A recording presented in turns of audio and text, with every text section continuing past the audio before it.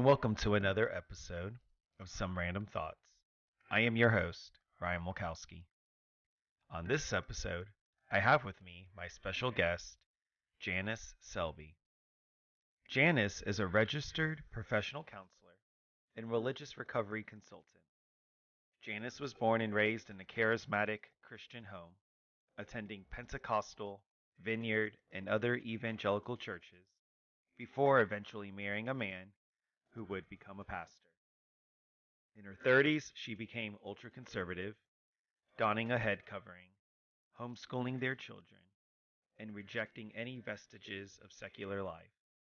It wasn't until her 40s that she began experiencing doubts about her deeply held faith. As her marriage unraveled, her questions grew. She found herself wondering about the impact of religion on sexuality, gender roles and equality, social justice, and more. After ending her decades-long marriage, Janice went back to school to attain her Diploma of Applied Psychology and Counseling. She is the founder of Divorcing Religion and creator of the Divorcing Religion Workshop, along with creating the annual Conference on Religious Trauma and the Shameless Sexuality Conference. Thank you for listening and enjoy. Janice, welcome to Some Random Thoughts. Thank you. I'm glad to be here. Oh, well, I am super thrilled you're here, and I have been really admiring your work for at least the last couple of years, and you are doing a lot. So I don't want to waste any more time. I want to jump right in. Guys, I have Janice Selbie with me. She's known as Wise Counselor. You can find her on Twitter, especially. Was it Wise Counselor, Divorcing Religion? Name some of your other social media spots and other places where people can find you and the work you're doing. Sure. People can find me on Facebook just under my regular name, Janice Selbie. And then I also have the Divorcing Religion group on Facebook for people who have taken my online Divorcing Religion workshop and people who are just looking for support as they're recovering from their religious experience. And then, of course, on Twitter is where I'm most active, and I'm at wise_counselor. Counselor with 2 L's because that's the Canadian way. Because that's the Canadian way. That's right. Yeah. And then also at Divorce Religion. And on Twitter, I'm also Come to Court, CORT, court being the Conference on Religious Trauma. And then I'm also on Twitter as the Shameless Sexuality Conference. And of course, there's one more. I'm on there, Journey to Understanding, which is work that I do in conjunction with some First Nations counselors. I'm a counselor, and we are working together in Canada to help non-Indigenous people become better allies to our Indigenous neighbors. Wow. I got a lot on the go. I'm very busy. That's a lot. No, we're going to make sure we have all of those handles and all of your information in the descriptions. So don't worry, listeners and viewers, you can check it all out there. But no, it's just incredible the amount of work you're doing. And that's why I don't want to waste any more time. I want to jump right in because there's a lot to talk about. Yeah. But the reason why I have Janice on this podcast is because I've really been impressed with the amount of work that she has been doing when we talk about religious trauma, purity culture, other problems we see in fundamentalist expressions of religion. And I think it's important to really have these conversations and to talk more about obviously the problems that stem from religious trauma and purity culture and things of that nature, but also where do we find hope? Where do we find healing? What are some good resources? What are some good tools to be able to start breaking free from those bonds and into greater freedom and awareness of ourselves and who we are as human beings, and that there's nothing wrong with us. And, religion presents itself so many problems about view of self and how to view others. And so, Janice, first of all, for those of you who are listening who might not know Janice, talk about your background a little bit. Talk about kind of how you were raised and what kind of led you into doing this work, because I feel like the story of how people get into this work is just as fascinating and as interesting as the work they're doing themselves. And you have a really fascinating story. So please tell us just briefly, how did you get into doing work in religious trauma and purity culture and things like that? Yeah, thanks for asking. I was raised in a Pentecostal flavored family in Canada. So, pardon me, speaking in tongues, and my parents would anoint me with oil when I was sick and pray over me and have other people pray over me. And there was a lady in the church who might prophesy. She had the gift of prophecy. And so that was always exciting if she would come over to you and have a word from God. So that was very normal to me when I grew up. And I went to public school, my siblings and I. My parents, we never had much money. There's no way they could send us to private school, and nobody was homeschooling at that time. Okay. And my dad is a narcissist, a significant narcissist. So when you combine narcissism and religious fundamentalism, you can end up in a very punitive, kind of rules-oriented situation. So I found my safety in following rules. Rules made me feel safe, even though the rules might change, from day to day. Those goalposts might be moved, but at least I felt there was some safety if I knew the rules and I could follow them. And so my older siblings, they all left Christianity in their teens, and I saw how that hurt my parents. And I determined, I was not going to be responsible for causing them that kind of hurt. And pardon me, I didn't see any reason not to believe the Bible. I believed it literally. My father believed it literally, and there was no room for any other interpretation there. Okay. So I had to do a lot of compartmentalizing in my mind, of course, between what I would learn at school and then what my parents would tell me and my Sunday school teachers, youth group, that sort of thing. And so then I did a few years of what we call backsliding in my late teens, and I joined a rock band and I sang in the bars and I did all those kind of worldly things. And then I got into my early 20s and I was like, nope, that's just Jesus wants me too much. I got to go back. So I had my big back to Jesus moment. And then I never looked back after that. I was diehard, just born again believer. Wow. Everything was very serious all the time. All Jesus all the time, like a radio station or something. And so then I married a fellow who was also quite devout, and he wanted to become a pastor. So we had a couple of kids and we moved to Bible college, a very conservative Bible college on the prairies in Canada. And while we were there, I became ever more fundamentalist, became much more fundamentalist than my parents. I mean, we had TV when I was growing up. We had a lot of restrictions around what we could watch, but there was the TV available. Right. I had my kids and did the deep dive down the fundamentalist rabbit hole, and there was no TV, no secular influences. I started wearing a head covering, long skirts and dresses, no makeup. Oh, wow. Okay. Didn't even wear my wedding ring. Just took it all very seriously, and I felt safer the more rules there were. So when I found these Anabaptist type people, closed Mennonite, not Amish, but in that vein, okay.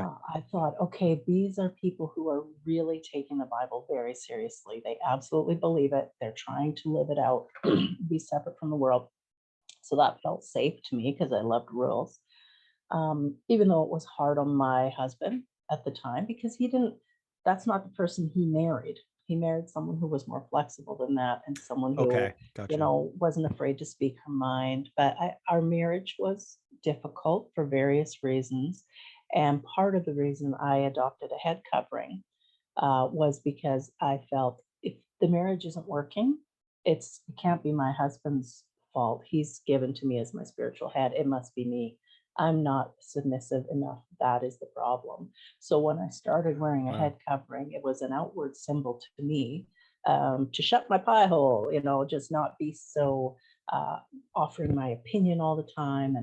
And it really was counter to the person that I am. It was a lot of work for me. I was constantly kind of filtering myself and dulling my shine or dimming my sparkle, or however you want to say it, so that I would recede more and more into the background. Jesus, of course, more into the foreground, but also my husband more into the foreground. So that's what it was like for a number of years. And then we had a couple years where it was just calamity after calamity hit our poor family. Lots of tragedies. And then the final very difficult thing was our youngest daughter received a life-threatening diagnosis. And I heard her at one point praying, and she was 10, asking God what she had done wrong, like why he was punishing her. And that was just it for me. I couldn't. I felt like I had bet on the wrong horse. That was the only religion I knew, and I believed that it was absolutely true. But in that moment, I thought, no, if there is a God and he sees everything, he just doesn't care about what my kid is going through, or he doesn't see everything. And so in that case, what good is it to serve such a God? So then I started to explore, gave myself permission to start exploring other belief systems. And it was very scary because I still believed in a literal hell at that time. And I thought I could be willing potentially to pay the price, but I couldn't have my children have to pay the price for my own unbelief. Like I was trying to hedge all my bets, figure out, is there a safe way that I can explore? And in the end, I just decided to go for it. I was going to give myself freedom to explore everything that was of interest to me. And so I did a deep dive into the New Age camp, because then I felt I still had kind of a connection to spirituality, but without the dogma, until I've been in there long enough to recognize that there is dogma everywhere. Every single group that you get involved in is going to have some kind of dogma show up. But I grew dreadlocks, and got tattoos, and smoked weed, and did all the things. And so my poor kids, who were like in their teens, and they just see mom going from being wound tighter than a screw to all of a sudden being like, oh, there's no rules. They had a front row seat to that gong show, and I think it was hard on them. It was, I'm sure, very disconcerting. And the marriage continued to unravel at that point as well. So you were still married when you were starting but he wasn't pastoring anymore. He wasn't pastoring anymore. And he had essentially stopped attending church. I was still going and dragging the kids along, although by then they didn't even want to be going. And so I wasn't homeschooling by then when we moved back to our hometown, and it was too expensive for me to be a stay-at-home mom anymore. So we both had to be working. So then I put the children into a Christian school, but they didn't like it. They didn't feel that they fit in. So ended up putting them in public school. It's just very tumultuous time with lots of transitioning and not feeling like there was any solid ground beneath our feet. When I really pulled on that thread and it all started to unravel and dissolve, my entire assumptive worldview also dissolved. So if that's our framework for how we understand the universe and how the world works, and then the frame itself disappears, you're just in a free fall. So it was a time of existential crisis and tremendous grief. I was plunged into a significant grief as I determined that the God that I thought was there wasn't there. The beliefs that I had that I thought were utterly true were not true. So what is true? Who can I trust? What else am I believing that may not be true and accurate? But I had to keep going to work every day. I had to keep showing up at the hospital, doing the job I was doing there. And it's different if you lose a partner or a child. Even if you lose a pet, your boss can be like, oh, okay, yeah, you need to take the day or whatever. But when you're like, oh, I lost my God, or I lost my whole belief system, it's like completely different to people.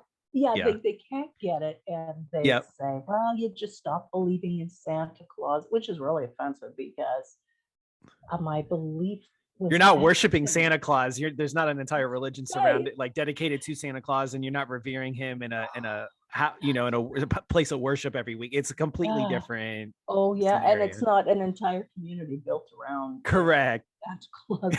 So my entire identity, all the different facets of my identity were dissolving. I was no longer devout Christian. I was no longer a homeschool mom. Eventually, I was no longer even a wife, and I was no longer a Christian. I remember just going in to change the name on my driver's license when I wasn't married anymore and going back to my maiden name. And I was crying as I was standing there, and the lady's like, what, you having a problem here? But it was it was so much unraveling of everything that had been my entire life. Yeah, profound grief is what it sounds like. Really hard. Exactly. Yes. I know you know a lot about grief, and I find specifically, yeah. And when we are talking about loss of religious faith, there's ambiguous loss going on because we don't have any closure for the bereaved. There's disenfranchised grief because the grief can't be openly acknowledged. Most people don't understand it. And there's unresolved grief, the cumulative grief that adds up. And so if we aren't able to connect with anyone else, and I didn't for years, I didn't know anyone else who had been as devout as I was and then lost their faith. I just grew all by myself till I found Dr. Marlene Winnell, and her book is called Leaving the Fold. Excellent book, by the way, for all of you. Please go grab a copy of that book and read it. It's an extremely seminal work. Yes, she's a pioneer in the field of religious trauma. And of course, she coined the phrase religious trauma syndrome. So when I saw Dr. Winnell on some videos, and I reached out to her immediately, and it's such a relief even to hear the voice of another person on the other end of the phone who could understand what I was going through. And I attended some of her retreats and connected for the first time in real life with other people. This was pre-pandemic. Other people who were recovering from religion. And then after I'd done that for a while, and I also had gone back to school and reached my designation of registered professional counselor in Canada. And it's while I was doing that, of course, that I was learning about my own trauma. I didn't even know. I'd never heard of religious trauma. I had no name for it. I was just like, have I been in a cult? What is going on here? So I was doing a lot of study on my own, but I didn't have the proper words for it: deconstruction, deconversion, religious trauma. So the more I studied, the more sense it started to make. Pieces fell into place, and then meeting Marlene.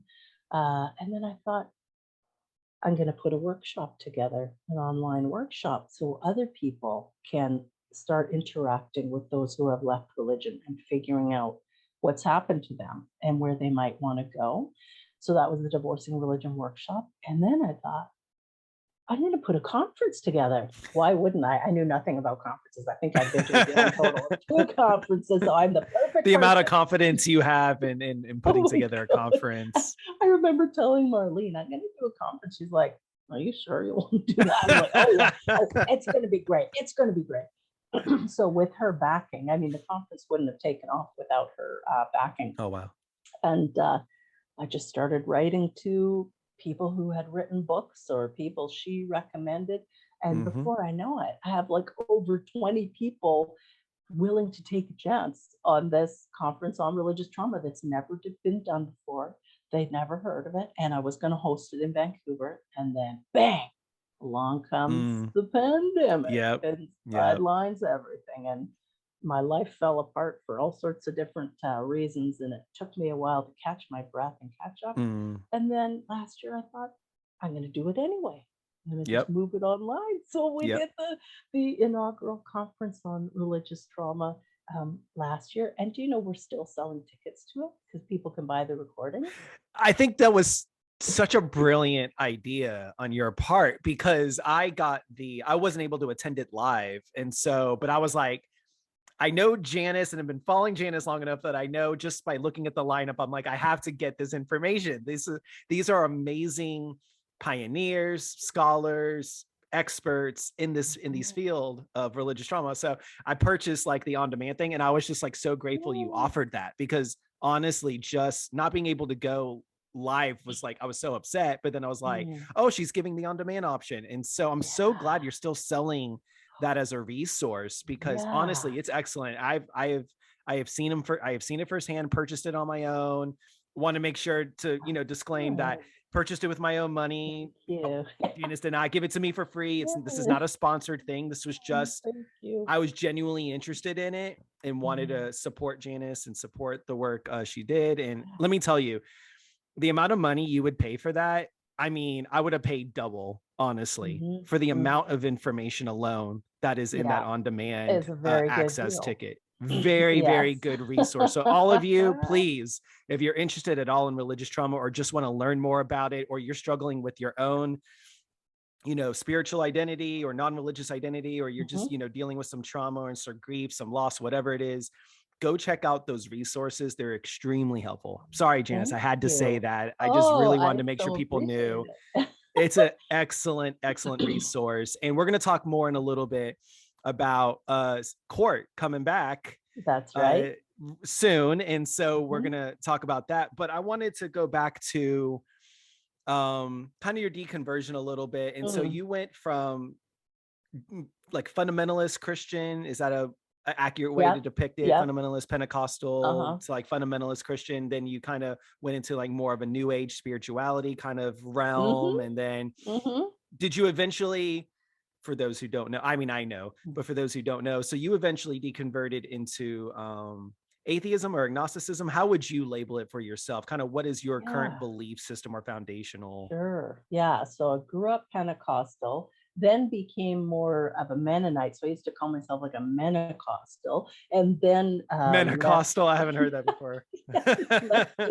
left Christian fundamentalism, moved into New Age, which to me was much more of an agnostic feeling. Like I felt certain there was a loving force somewhere kind of guiding things or whatever in the universe. And then actually what started happening for me that pushed me out of that was a lot of the people that I knew in the New Age community were very interested in channeling. Like they thought they would have people who are hearing from deceased other spirits and stuff like that. And I was like, oh, you've got to be kidding me. Like this, I already left something that now I think is kind of crackpot. And now you guys are telling me this, it's not going to work for me.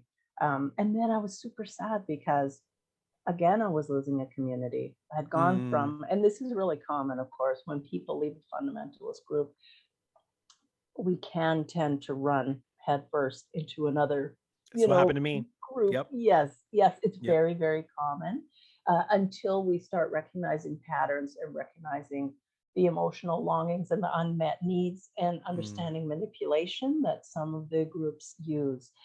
So then I left the New Age community, but I just was really sad about that. And I wasn't sure what exactly I believed. And then I just started reaching out to other people I knew who had left religion and kind of finding out what is working for them. What do they think? And then I started embracing science, which I had never done in my entire life, and found my own comfortable space as an atheist. So recognizing that people develop and cling to beliefs for any number of reasons. And I'm not interested in talking anyone out of their faith.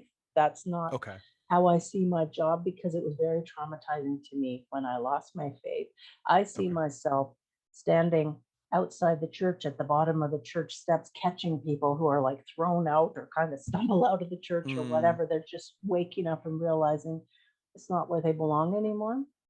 And so I'm kind of a safety net there, telling them, you know what, you're going to make it. You're going to be okay. It is possible for you to build a life that is meaningful to you and happy and satisfying and fulfilling without religion. I did it and you can do it too. So that's more the space that I see myself in, as well as educating people about religious trauma syndrome, because it does exist. There are a lot of people who are traumatized by religion, even though their parents thought they were doing the best thing for them, or they came into it by very honest, hopeful means, but it does leave a mark. So yeah, absolutely. As a counselor, Yeah, no, I appreciate that clarification. No, so as a counselor, please tell us, kind of give us an overview of like, what is religious trauma syndrome? Sure. Dr. Yeah. Winnell, you said, is the one that coined that term. I want to make sure we She attribute it. did. So it was Dr. Winnell coined, Marlene and, Winell. and it's attributed to her. So tell us a little bit from, what she has said and what you have learned. What is religious trauma syndrome? What are some of the markers of it? And what are some of the common struggles that you've seen people that have religious trauma syndrome go through? And how do you provide support to those people? Yeah, my understanding. So religious trauma syndrome isn't in the DSM. But it's a term that she uses kind of to categorize a group of symptoms that are very commonly experienced for people who, when they are in fundamentalist groups, and there are all sorts of losses and restrictions placed on us being in those groups. But then again, when we leave those groups, then there's a whole additional layer of losses and traumas that can go along with that. Some people, so they lose. I lost my church community, but I didn't lose my family. Some people are completely cut off from their family. They're ill-equipped educationally if they grew up in a closed group like the Amish or different Mormon polygamous communities. And different even family type cults, Bible cults, where the education is sorely lacking. And then if they tell their parents or tell the church that they no longer believe, they are utterly cut off and cast out.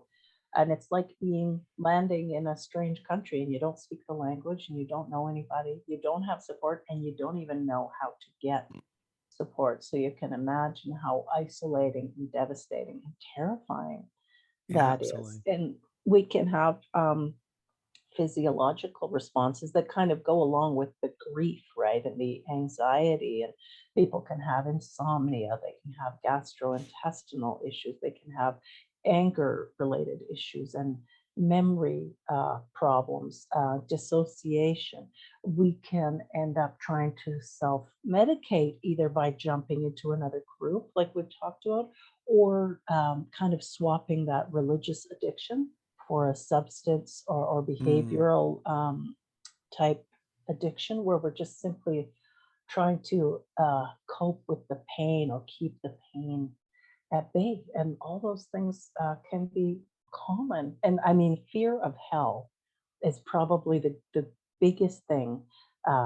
Fear of hell and sexuality issues, purity culture, indoctrination issues. Those are two huge things that a lot of folks struggle with when they've left Christianity. And of course, I see clients who've left all sorts of religions and cults. I mean, yoga cults, or maybe someone's come out of Islam, or they were a Jehovah's Witness. There are all sorts of different groups, but really the big three, the Abrahamic religions, are the ones quite prone to fundamentalism for sure. So it sounds like, and that's really helpful to know. So it sounds like religious trauma syndrome, like you said, it's an umbrella term for multiple like issues. So it sounds like it's like an umbrella term for like grief, like in profound grief, or different variations of grief. It sounds like there's could be some post-traumatic stress disorder because like you said, there's cumulative trauma. Okay, yeah, complex trauma. So probably complex grief, complex trauma. For some people there could be addiction issues, right? Because like you said, they're switching one quote unquote addiction, like, because religion can have a similar effect on the brain when it comes to addiction than like substances and things like that. And actually, if we look at the laundry list of traits for adult children of alcoholics, we find much crossover for people who grew up in religious homes, like second gen people, third gen people. There's a lot of crossover in what they experience and the traits that they have as a result of that. And that's what I think it's important for people to recognize that. Yeah, no, so it's really, so like religious trauma syndrome, I think I just want people to really know like just the seriousness of it, because like you said, I think societally we still have a very infantile understanding of exactly what people go through when they go through deconstruction or deconversion on a spiritual level. Like, I think a lot of people could be extremely dismissive, and we see that both from like fundamentalist religious people, and we could see it from maybe lifelong atheists or agnostics that have never had a religious belief system. You can kind of see it on both ends, you know, the minimizing and the gaslighting and the kind of just, you know, shrugging it off like it's not a big deal, or and the why victim people blaming. And the victim, yeah, exactly, victim blaming. And so you see a lot of those, you know, tendencies.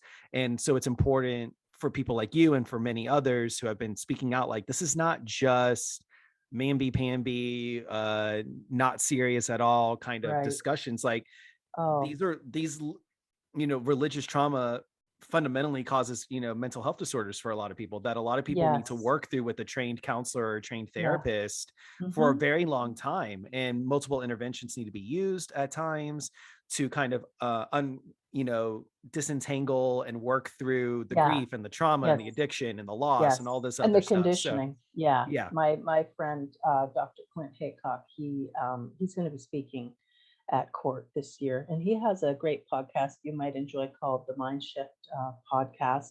And Clint speaks in terms of unpicking the conditioning that was part of our religious home environment, and it does take a while to do. And I encourage people to seek out specifically a secular therapist as they're working through these things. And I mean, of course, you want to ask if the therapist is familiar with religious trauma and religious trauma syndrome and purity culture. Hopefully they have Dr. Winnell's book on their bookshelf and they've read through it.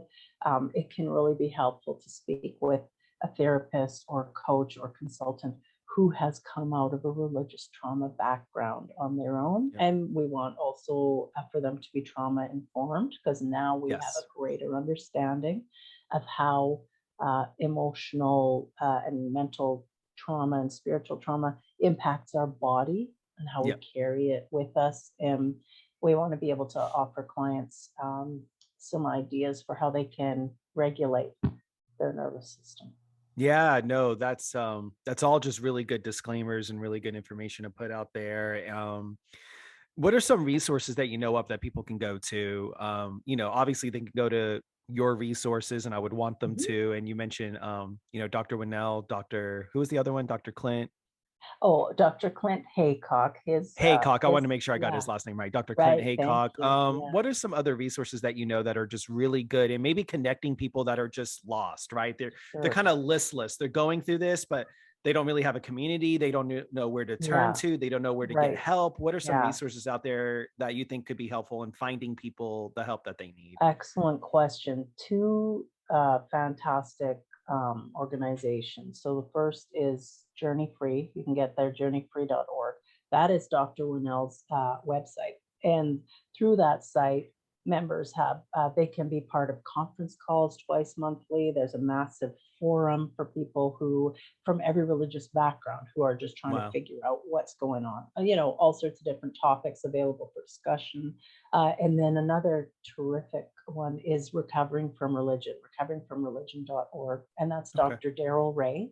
And I just love Daryl. He speaks at my court conferences, and he's also speaking at the Shameless Sexuality conference. Oh, great. Awesome. And Recovering from Religion, pardon me, is a very important group, because not only do they have their RFRX podcast, but they have lots of online support groups. And then also they have in-person support groups all across North America, well, particularly the United States. Yeah, so kind of like meetup groups for people in person if it's safe in their area from the pandemic.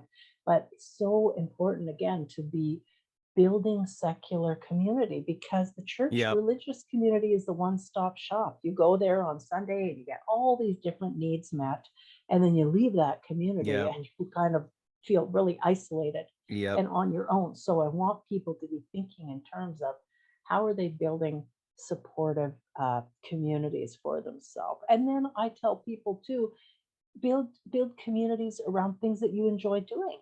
Do you love hiking? Are you into bird watching? Like, you can find different groups in your town. They're nothing to do with religion. Yeah, sometimes there might be a religious nutter in there or whatever, but it's not a religious group. And you're allowed to go out and get your social needs met that way. by meeting people. Maybe you want to try tango or salsa or something.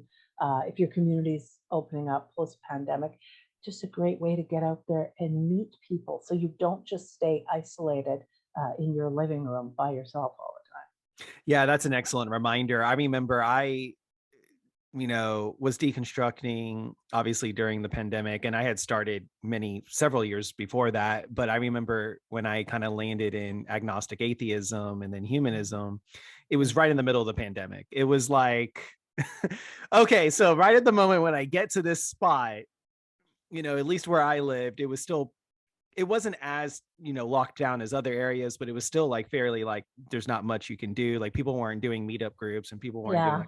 So it was just really hard for me to really get the ball rolling because I had left the church completely. And like you said, you leave everything behind and you were getting everything from this one place. And then you leave that, then you're like left with a void of, oh, I didn't realize like all my friends were in this place and all my social activities were in this place and my beliefs were in this place and I was gaining my identity from this place. Yeah.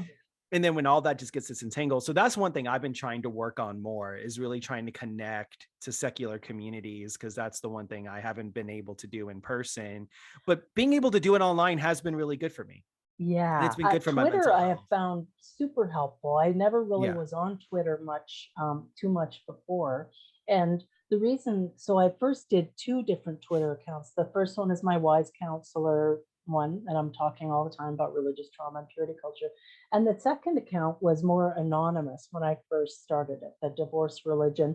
I never have my face on there, and people can't tell my gender from that. And I specifically started the divorce religion account because I wanted to know what it might feel like for me to post like a man, how I thought a man would, because I'm coming out of a very repressed background as far as being a woman and having to be submissive and be quiet and always be polite and all these kinds of things that women or females are told from the time they're little. And I thought, what would it be like to be in a space where I could tweet my thoughts? I don't have to use like emojis. I don't have to be filtering myself, because to me, that's more of a masculine energy. What a man does, they just show up and present themselves. That's how they are. That's who they are. You're going to like it or lump it. And that was totally different than the idea I had about feminine energy and how I have to show up as a woman. So it was really an experiment for me to do that. And I get quite a chuckle out of it when people occasionally comment to a post I make as divorce and religion. They call me bro or brother or man or whatever. Like, you only knew.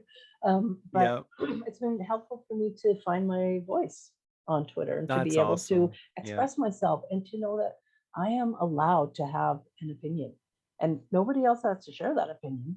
I'm allowed to have that opinion, and I can share that opinion. Hopefully I'm open to feedback, and I like to learn. If I'm wrong about something, I definitely want to know. I don't want to ever be misleading people or saying things that just aren't factual on there. But I'm allowed to have my own thoughts and opinions on all sorts of different things. So this feels good. No, I think I have the similar experience. I think, when I was deconstructing, Twitter was like my safe landing spot. Facebook wasn't safe for me. Instagram wasn't safe for me. Nothing else was safe for me. Twitter was the only place where a lot of the people that I knew from religious circles were not on that space. So I had a Twitter account for a long time and never used it. And then about 3 years ago, started using it. And it was tremendously helpful to connect with people like you and countless other people. That's so cool. I was like, oh, wow, I'm not alone in this and I'm not going crazy. And this is just like a normal thing that's happening as I'm experiencing grief and loss and trauma. I'm experiencing similar things that plenty of other people are experiencing, and to feel not alone in that was extremely powerful and extremely healing. And then actually, seeking help in different ways, and then trying to seek community. And those are things that sounds like you encourage clients to do, which is it's hard work, but trying to seek those support systems and to build a supportive network around you, to not isolate yourself, but to get yourself seen in front of people that you can feel safe with is important. Yeah, exactly. And so being aware that we are vulnerable coming out of fundamentalist backgrounds, we have a certain vulnerability. So some of us were taught, it was demanded of us like a cult of confession. You know, you can't just have any thought. You have to, if you had a bad thought, you have to tell your youth pastor or your accountability group or whatever. You're never really allowed to be private with what you're thinking. And then so some of us were transitioning into secular spaces and we overshare. As a result of that, we're more inclined to just divulge all sorts of stuff. And people who don't know you very well, if they're not asking, they probably don't want to know, or they might become quite uncomfortable when you're sharing. It's called trauma dumping, right? Yeah. I was experiencing, I was unfortunately, I think at the very beginning kind of lend myself into trauma dumping, and I had to realize very quickly, like, that's not healthy for me. It's not healthy for the people receiving it either. So we need to find better ways to process trauma than to just explode it all over the internet or, public forums where it's not being received. That's right. And also we know that anger can be a legitimate part of the grieving process. And also there is a difference between productive anger that might lead us to make some changes versus, annihilating, self-immolating anger that's just going to consume everybody. Okay. And so a lot of kind of deconstructing groups are full of very, very angry people. So it's important for us also coming out of religious backgrounds to learn about boundaries, because there's a good chance that boundaries were not permitted in our family or in our group. Correct. Our people had to have access to us all the time, and we had to be serving all the time and not having our own opinions. Just, we're not allowed to be curious. We can only be obedient. That's right. So it's a whole paradigm shift as we start to embrace autonomy and even learning about autonomy and consent. Who knew? Like, those are shocking ideas for those of us who grew up in fundamentalist backgrounds, or not even grew up in. Some of the people, every person is vulnerable to a high demand group. All it takes is for you to be in a state of flux or transition. You might have just moved away to a new city for college, or you might be moving from, childhood to young adulthood. You might have lost your job, your partner died, someone in your family's incarcerated.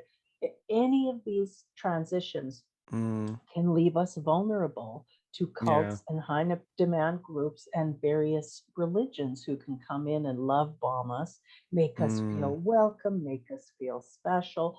So there's also, in the work that I do, a lot of psychoeducation with clients so that they don't fall prey to fundamentalist groups. Again, I'm always recommending Dr. Stephen Hassan. Freedom of Mind is his website, and the BITE model is the model that he uses to help people when they're considering maybe joining a new group. So I'll just put that bug in your listeners' ear. Yeah, no, that's great. Model.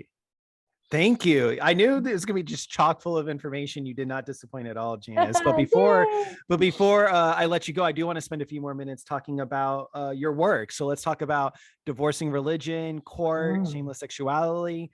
There's so much. Tell us first about Divorcing Religion. Talk about the Divorcing Religion workshop. What could people expect from that space first? Yeah. I use the phrase divorcing religion because, of course, when I was losing my faith, leaving my faith, however you want to put it, at the same time, I was losing my marriage, walking away from my marriage. I was divorcing religion and divorcing my husband at the same time.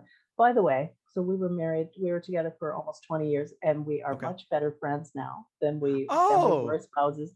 Have a wonderful friendship, very close. I just had him and our grown daughters over, along with my new partner, yesterday for lunch. Quite a nice situation. Oh, that's really cool. I'm so happy to hear that. And I think, we could just talk. I should have you on another episode just talking about, because you have a really unique perspective. Because I think the majority of people, where I hear their deconstruction stories, it sounds like a very individualized journey. But for you, the journey involved a husband, it involved children, and navigating that.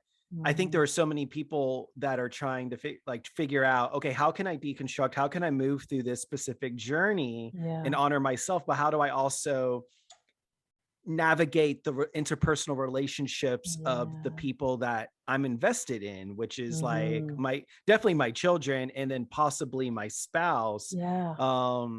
I'm so sorry we didn't get to that. And I would love to have you back on another time, because I think you could provide lived experience and expert insight on how do you navigate that, because it's so much more complex than just an individualized journey of deconstruction, which is already difficult as it is. But very, very tricky. And actually, one of our speakers at court will be specifically addressing that this year. The idea of navigating relationships with still believing family members and friends. That's so hard to do. But for me, the divorcing religion, when I came up with my workshop, I broke it down into 5 segments, and then I added one bonus segment, and they reflected the different phases of divorce. So I looked at breaking up is hard to do. That's when you realize your faith is over. Being uncomfortably numb, facing the realities of grief. Coming up with a separation agreement. I found this to be very healing for people, because rituals and ceremonies are important when we're leaving one part of our life and moving into another one. Talked about identity reconstruction, and then one I called Plenty of Fish, which is finding and building your new communities. And then the last one is called Mind Control. Don't let an old flame burn you twice. So each of those has to do with, the breakdown, the loss, the transition out of religion into secular life. And it's a 6-week workshop. It's online. It's a small group. I never have more than 10 people.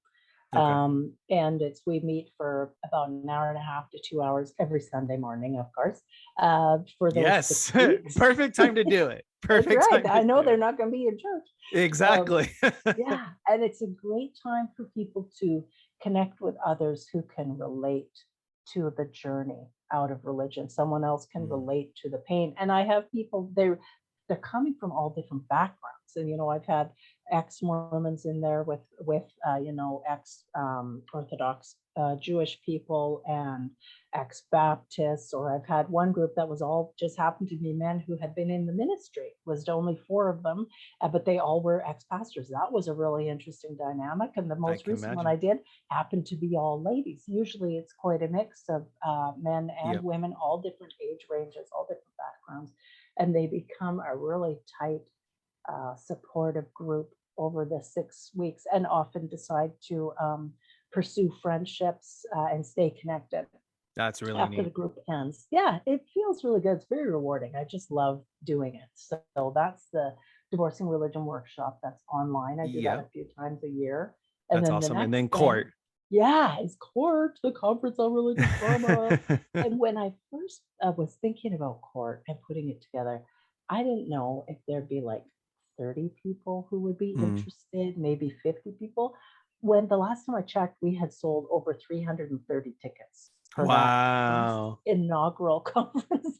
Wow, that's amazing. Crazy. And so now I'm putting court together. I've got all my speakers. It's taking place online April 29th to May 1st. Shorter this year because I don't have like 22 speakers. I was like, go big or go home. So it's just going to be Friday evening and then all day Saturday and all day Sunday. Dr. Winnell will join us again. Dr. Ray is joining us again. And then I have speakers one from a Mormon background, one from a Muslim background, one that was involved in a Christian type cult for many years, and they'll be speaking on. And then there's like psychology professors and social workers and therapists who specialize in religious trauma. That's their area of special interest and expertise. And one's going to be talking about fear of hell. One's going to be talking about navigating relationships post deconversion. One's going to be talking about sexuality post deconversion. There's just all these different topics. So I encourage your listeners to go to religionstraumaconference.org. That's awesome. And lastly, let's talk about the Shameless Sexuality conference coming up later in the fall, I believe. Is that right? October 14th to 16th. And this is an inaugural event, just like Court was inaugural last year. This is inaugural this year. And it's going to be big. I think I have at least 15 speakers from very diverse backgrounds. I have sex therapists, psychologists, people who've come out of religion, so they're familiar with religious trauma, and then also maybe some of them have opened up their marriages, or they're exploring different types of relationships. They've been exploring their own sexuality. I mean, we're pretty much forbidden, if we grew up fundamentalist, from being anything other than hetero, and those were the only acceptable relationship dynamics. But a lot of us, upon leaving, or even well before we left, were very uncomfortable because we didn't fit that mold. I'm a member of the LGBTQ community, and I couldn't explore that while I was married to a pastor and while I was in religion. That couldn't come until I felt that I was sufficiently removed from that community that I could do my own exploration.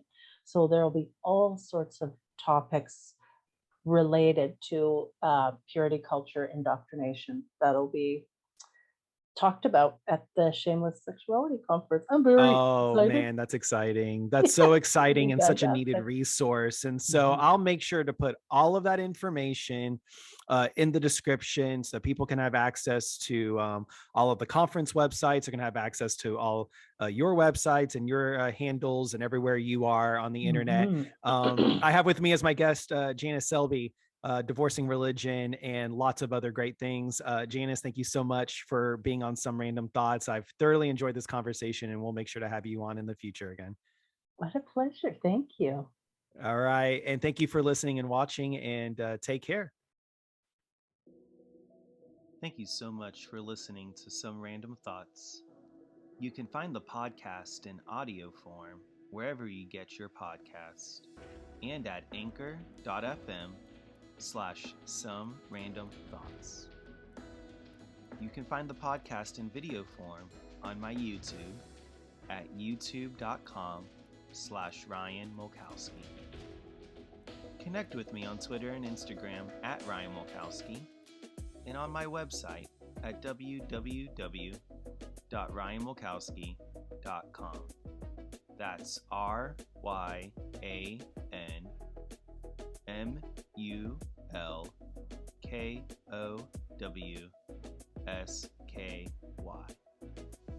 Programming note: this is a completely self-produced project, and the guests on this program have volunteered their time. So until next time, you have one life. Make the most of it.